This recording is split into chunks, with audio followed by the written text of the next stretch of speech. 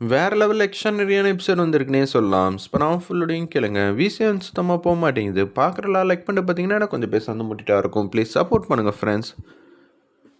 பசுபதி கிட்ட வந்து பேசுகிறாங்க. அண்ணே, நம்மளும் ஒவ்வொரு இதுவாக கவனித்து கவனித்து எல்லாமே பண்ணுறோம். எதுவுமே வந்து செயல் திட்டம் சரியாக வந்து வரமாட்டேங்குது. இந்த வாட்டி நம்ம அடுத்த கட்டத்துக்கு போயிடலாம். எப்படி இருந்தாலும் ஜானகி வீட்டில் வந்து தனியாக தானே இருப்பா. நீ அதிரடியாக ஒரு வேலை வந்து பண்ணிடுறியா? கதிர் ஏதோ ஒரு வேலை வந்து பண்ணிக்கிட்டு இருந்தால, பழைய வேலை. அந்த சிலிண்டரை வந்து அங்கே வச்சுட்டு வந்துருனேன் அப்படின்னு சொல்லும்போது, அதே மாதிரி காஸ்டியூமில் கெட்டப்லாம் போட்டுட்டு, யார் என்ன ஏதுன்னு தெரியாமல் இருக்கிறதுக்கு மாஸ்க்லாம் வந்து மாட்டிட்டு, அப்படியே வந்து தள்ளு வண்டியை வந்து தள்ளிக்கிட்டு வந்துக்கிட்டு இருக்காப்புல பசுபதி. போனாவை எத்தனை வாட்டி அசிங்கப்படுத்தியிருக்கீங்க, அது எல்லாத்துக்கும் தக்க பதிலடி கொடுக்க தான் நான் இங்கே வந்திருக்கேன் அப்படின்னு பசுபதி மாட்டுக்கு கேவலமாக யோசிச்சுட்டு அவர் மாட்டுக்கு வீட்டுக்குள்ளே அதிரடியாக வராப்புல. ரகுராம்லேருந்து யாருமே வந்து இல்லை. அப்பன்னு பார்த்து வீட்டில் யாரும் இல்லைன்னு தெரிஞ்சுக்கிட்டு கிச்சனுக்கு வந்து போகிறாங்க.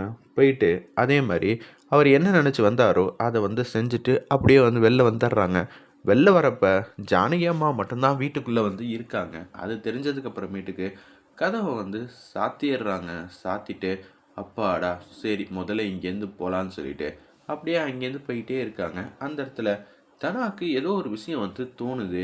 என்னது, அம்மாவுக்கு ஏதோ ஒரு பிரச்சனைன்னு மாதிரி தோணுது, என்னவா இருக்கும் அப்படின்னு சொல்லி பேரதிர்ச்சியா பாட்டத்தின் உச்சத்தில் அப்படியே வந்து போயிட்டே இருக்காங்க. அப்பன்னு பார்த்து சிலிண்டரில் வண்டியை தள்ளிக்கிட்டு நம்ம பசுபதி வந்து போயிட்டுருக்காங்க. இதை வந்து பார்த்துட்றாங்க மாயா, கதிர், தனா 3 பேர் வந்து சந்தோஷமாக பேசிகிட்டு இருக்கிறப்ப பார்த்துட்றாங்க. என்னடா அது, இவர் வந்து இந்த பக்கமாக வந்து தள்ளு வண்டியை தள்ளிட்டு வந்தாருன்னா வீட்டில் அம்மா தானே இருப்பாங்க, அப்போனா அம்மாவுக்கு ஏதாவது பிரச்சனை வந்து கொடுக்க போகிறாங்களா அப்படின்னு சொல்லிட்டு இருக்கிறப்ப கதிர் வந்து சரி வாங்க முதல்ல வீட்டுக்கு போகலான்னு சொல்லிட்டு வண்டி திடீர்னு ஸ்டார்ட் ஆக மாட்டேங்குது. உடனே கதிர் வந்து ஓடி வந்துட்டு இருக்காப்புல. தனாவோட வீட்டுக்காரர் வந்து வேகமாக ஓடி வந்துட்டு இருக்காப்புல. அப்போன்னு பார்த்து ஜானகி அம்மா கிச்சனுக்கு வந்து போகிறாங்க. என்னது கிச்சனே வந்து வித்தியாசமாக இருக்கே அப்படின்னு அவங்களுக்கு சந்தேகம் வருது. இருப்பினும் அத்தை வந்து பாவம், அவங்க வரத்துக்குள்ளே நம்ம எல்லாத்தையும் வந்து சமைச்சு முடிக்கணும்னு சமையல் வேலையை ஆரம்பிக்கலான்னு அவங்க அதிரடியாக வச்சிட்ருக்கிறப்ப ரகுராம்லேருந்து எல்லாரும் வீட்டுக்கு வந்து வந்துக்கிட்டு இருக்காங்க. 2 தெரு முன்னாடி தான் வீட்டுக்கு வந்து வராங்க போல இருக்கு. அப்போன்னு பார்த்து கதவு வந்து இனிமேட்டு தட்டிக்கிட்டு இருந்தால் சரி வராது.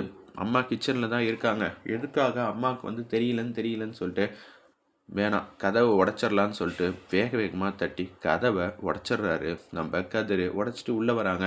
அத்தை வாங்க அத்தை வெளியே. என்னத்தை உங்களுக்கு வித்தியாசம் தெரியலையா? எங்களுக்கே தெரியுதே, இங்கே வந்துட்டு போனது பசுபதி அப்படின்னு அந்த இடத்துல சொல்லிடுறாங்க. அச்சச்சோ, ஜன்னலெல்லாம் வந்து திறங்கன்னு சொல்லி எல்லா ஜன்னல் கதவு எல்லாம் சாத்திட்டு பசுபதி போயிருக்காங்க. எல்லாத்தையும் திறந்து வைக்கிறாங்க அந்த இடத்துல.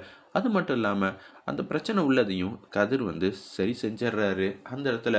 கதிர் நீ மட்டும் வரலன்னா என்ன நடந்திருக்கும்? அப்பப்பா எனக்கு ரொம்ப வந்து ஒன்று நினச்சா பெருமிதமாக இருக்குது. அத்தை நம்மளால் ஒரு விஷயத்தை வந்து செய்ய முடியும்னா அது எக்காரணம் கொண்டும் விட்டுறக்கூடாது. கடைசி வரைக்கும் போராடி செஞ்சு முடிக்கணும்.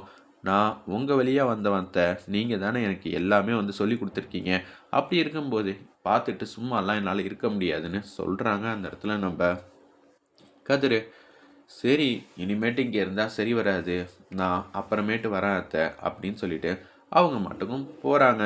டே கதிர், அவர் வந்துடுவார்ரா, இது ஒரு நல்ல விஷயம்டா, நீ இங்கேயே இருக்கலாம்ல அப்படின்னு சொல்லும்போது அத்தை இது மாதிரி சந்தர்ப்பம் சூழ்நிலைலாம் வந்து பார்த்துட்டு அப்பாடா உங்களுக்கு ஃபேவராக ஒரு விஷயம் வந்து செஞ்சாச்சு, எங்களுக்கு ஃபேவராக ஒரு விஷயம் வந்து நீங்கள் செய்வீங்கன்னு நான் எதிர்பார்க்கக்கூடாது அத்தை, அதெல்லாம் ரொம்பவே தப்பு. சரி நான் போகிறேன்.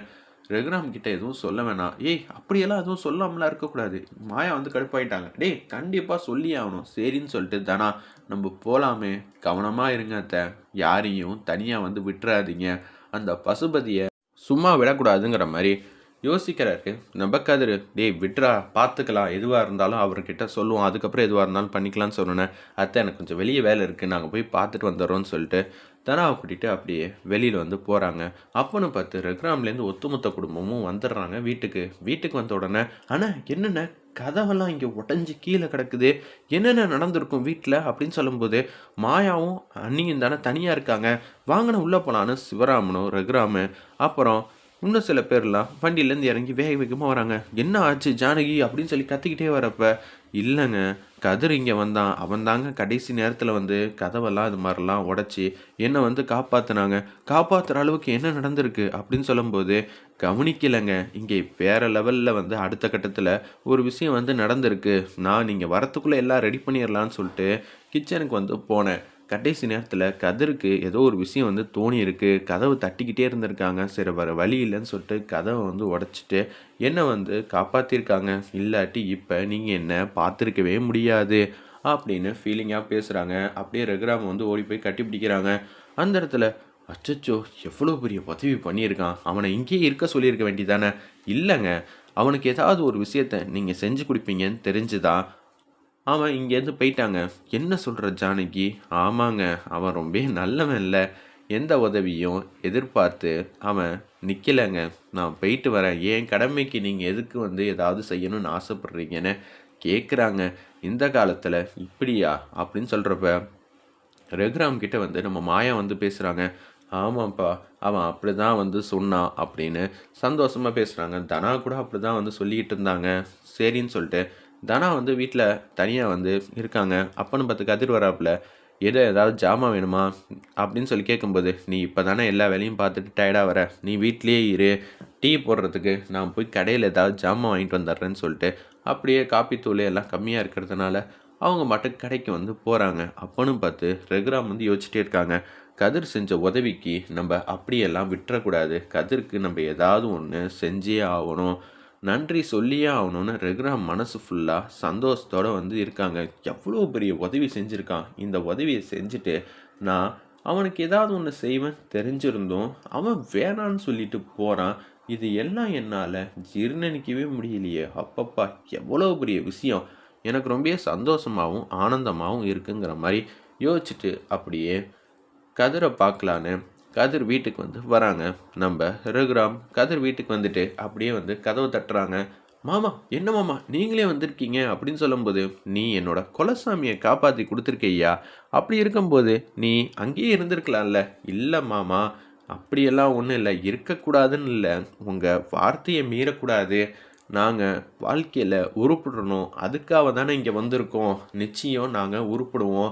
நேர்மையும் சத்தியத்தையும் கடைப்பிடிக்கிறவங்க என்றைக்குமே தோத்ததா சரித்திரத்தில் கூட இடம் இல்லைப்பா. கண்டிப்பாக நமக்கான காலம் வரும். அது வரைக்கும் பொறுமையாக இருந்து காத்திருக்கணும். அவசரப்படாமல் இருந்தாலே அதுவே பாதி வெற்றியை நோக்கி போகுங்கிற மாதிரி யோசிச்சுட்டு ரகுராம் வந்து பேசுகிறாங்க. இன்னுமாம்மா இவ்வளோ தூரம் வந்திருக்கீங்க, நான் கிச்சனுக்கு போயிட்டு உங்களுக்காக பால் ஏதாவது காஃபி போட்டு தரேன்னு சொல்லிட்டு ரகுராமை பார்த்த உடனே கை கால் ஓடாமல் அப்படி வந்து பாத்திரத்தை எடுத்து வைக்கும்போதே வந்து பயப்படுறாரு நம்ம கதிரே.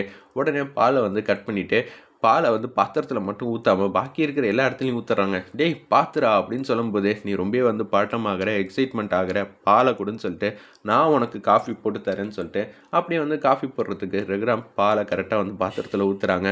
காஃபி தூள் எங்கே இருக்குது அப்படின்னு சொல்லி கேட்கும்போது இது எல்லாத்தையும் தனா வந்து பார்த்துட்டு இருக்காங்க. அப்பப்பா என்னம்மா பேசிக்கிட்டு இருக்காங்க. வெளியில் பார்த்தா சண்டை போடுற மாதிரி இருக்குது. இங்கே மாமனார் வந்து காஃபி போடுறதும் மருமகன் வந்து உதவி பண்ணுறதும் அப்பப்பா ரொம்ப நல்ல விஷயந்தான் நடக்குதுன்னு ஹாப்பியாக வந்து பேசுகிற மாதிரி காட்டுறாங்க.